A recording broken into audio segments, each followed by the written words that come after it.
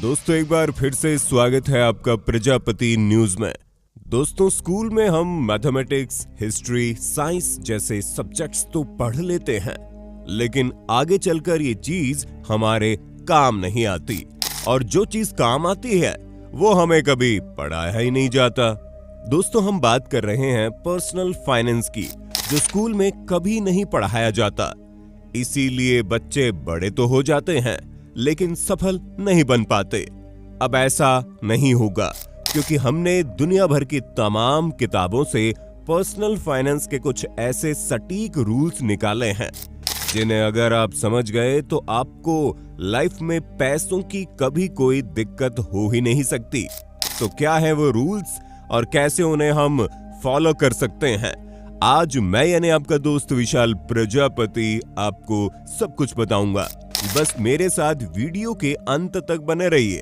लेकिन हाँ, वीडियो शुरू करने से पहले एक छोटी सी रिक्वेस्ट है। वीडियो के नीचे रेड कलर का सब्सक्राइब बटन दिख रहा होगा, उस पर क्लिक करके सब्सक्राइब कर लें और साइड में बेल आइकॉन भी दिख रहा होगा, उस पर भी क्लिक कर लें ताकि आपको वीडियो मिले सबसे पहले।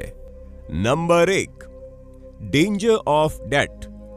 दोस्तों आजकल के लोगों को पता नहीं कैसी मानसिकता हो गई है कि उन्हें कुछ भी चाहिए होता है तो वो लोन करवा देते हैं और सोचते हैं कि ईएमआई भरते रहेंगे और चीजों के लाभ उठाते रहेंगे, फिर चाहे वो मोबाइल फोन हो या फिर घर। आजकल हर कोई ईएमआई के चक्कर में पड़कर अपनी जिंदगी घन चक्कर बना चुका है, जबकि ये पूरी तरह गलत है।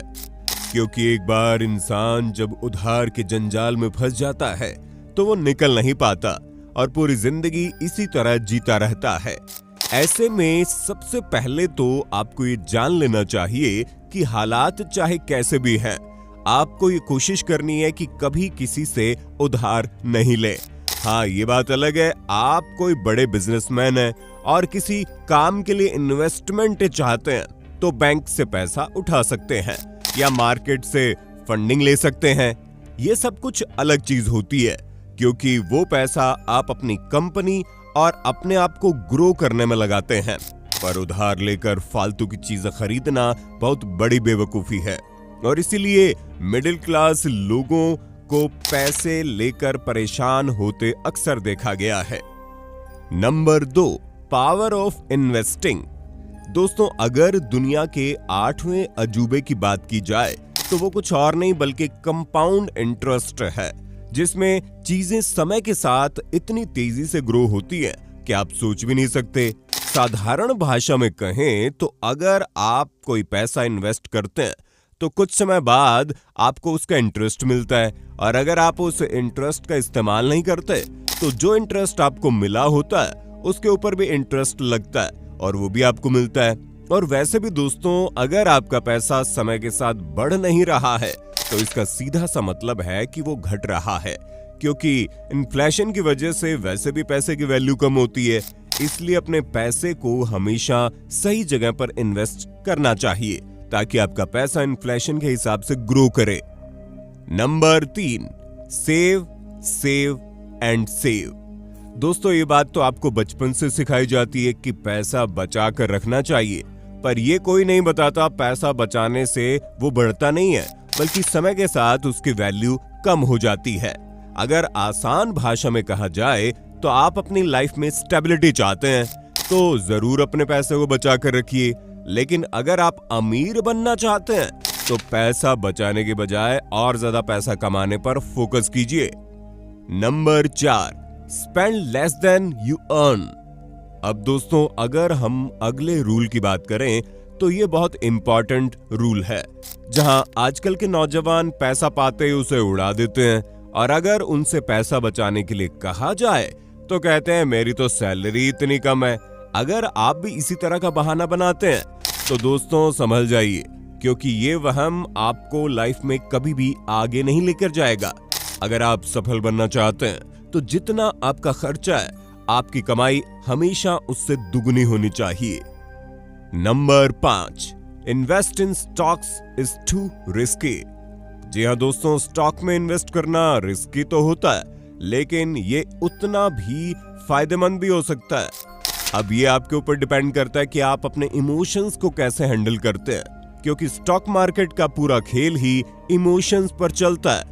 और अगर आप अच्छा पैसा बनाना चाहते हैं तो उसके लिए कैलकुलेशन बहुत जरूरी है, और कैलकुलेशन करने के बाद भी कई बार लोग गलत साबित हो सकते हैं। इसलिए स्टॉक मार्केट रिस्की कहा जाता है। पर दोस्तों, इन्वेस्टमेंट करने के कुछ आसान तरीके भी होते हैं, जैसे कि म्यूचुअल फंड्स हो गया, या फिर अगर आप और ज्यादा सुरक्षित तरीका चाहते हैं तो फिक्स डिपॉजिट में भी आप अपने पैसे को जमा करा सकते हैं। और अगर आप अपने इमोशंस पर कंट्रोल करना जानते हैं और स्टॉक मार्केट की कैलकुलेशन समझते हैं तो अपना कुछ पैसा स्टॉक मार्केट में लगाकर भी आप लो रिस्क लेकर हाई गेन कर सकते हैं। Number 6, importance of emergency funds. दोस्तों, जिंदगी बहुत अजीब है, कब क्या हो जाए कोई भरोसा नहीं, और ये चीज आपने लाइफ में कभी न कभी रियलाइज की होगी। और जब कभी खराब सिचुएशन आती है तो लोग सबसे पहले मुंह छुपाकर भागने लगते हैं और मदद के लिए कोई हाथ आगे नहीं बढ़ाता। इस सिचुएशन पर आपका फाइनेंशियली मजबूत होना बहुत जरूरी है, और वो तभी होगा जब आप इमरजेंसी के लिए कुछ फंड्स अपने पास इकट्ठा करके रखेंगे, क्योंकि अगर खुदा ना खास्ता कोई दुर्घटना हो गई तो उसे रिकवर करने के लिए आपके पास पैसे तो होने चाहिए। और इसका सबसे बड़ा उदाहरण महामारी के दौरान लगने वाला लॉकडाउन था, क्योंकि जो लोग रोज कमाकर रोज खा रहे थे उनके पास खाने के लिए अन्न तक मौजूद नहीं था। लेकिन जिन लोगों ने फ्यूचर के बारे में सोच रखा था उन्हें कोई दिक्कत नहीं आई और उन्होंने लॉकडाउन को अच्छे तरह से निकाल दिया, यहाँ तक कि दूसरे जरूरतमंद लोगों की भी मदद की। अगर आप भी इमरजेंसी सिचुएशन पर गरीब नहीं बनना चाहते तो उसके लिए पहले से आपको तैयारी करके रखनी चाहिए। Number 7, never buy things for show of.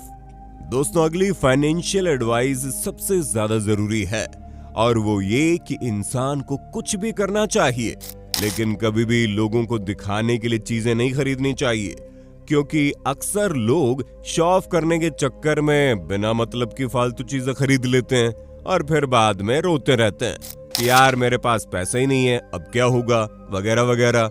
इस तरह के लोग कभी भी अपने बारे में नहीं सोचते, हमेशा वो दूसरों के बारे में सोचकर ही अपने डिसीजन लेते हैं। और कि बगल वाले ने तो कार खरीद ली, अब मैं भी कार खरीद लूंगा, मेरे पास रिश्तेदार के पास जो बड़ा बंगला है मुझे तो उससे भी बड़ा बंगला खरीदना होगा, तभी उसकी नाक नीचे आएगी। इस तरह की सोच आपको कहीं लेकर नहीं जाती, उल्टा आपको और ज्यादा मुश्किलों में डालती है। इसलिए पैसों को हमेशा सोच समझकर खर्च करना चाहिए। तो दोस्तों, उम्मीद है हमारी आज की इस वीडियो ने आपको मनी मैनेजमेंट और पर्सनल फाइनेंस के कई सारे नियम कानून समझा दिए होंगे। बाकी आप इनमें से क्या फॉलो करते हैं कमेंट में जरूर बताइए, और ऐसी वीडियोस को देखते रहने के लिए चैनल को लाइक, शेयर और सब्सक्राइब तो आपको करना ही है। धन्यवाद। दोस्तों, आपकी स्क्रीन पे 2 और वीडियोस दिख रही हैं, जिसे देखने के लिए आप इस स्क्रीन पर क्लिक करें। दोनों देखिएगा, बहुत अच्छी वीडियो बनी है।